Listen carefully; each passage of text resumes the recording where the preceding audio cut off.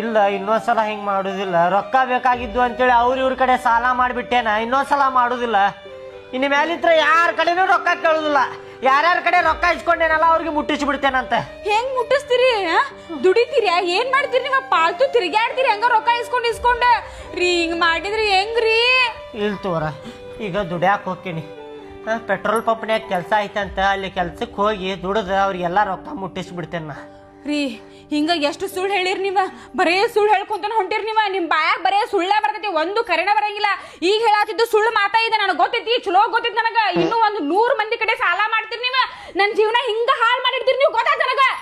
ಇದು first and last. ಇನ್ನೊಂದ್ಸಲ ಯಾರ ಕಡೆನೂ ರೊಕ್ಕ ಇಸ್ಕೊಳ್ಳುದಿಲ್ಲ. ಕ್ಷಮಿಸ್ಬಿಡ. ಹಿಂಗ್ ಮಾಡಿದ್ರೆ ಹೆಂಗ ನೀನ? ಇನ್ನೊಂದ್ಸಲ ಯಾರ ಕಡೆನೂ ಇಸ್ಕೊಳ್ಳುದಿಲ್ಲ.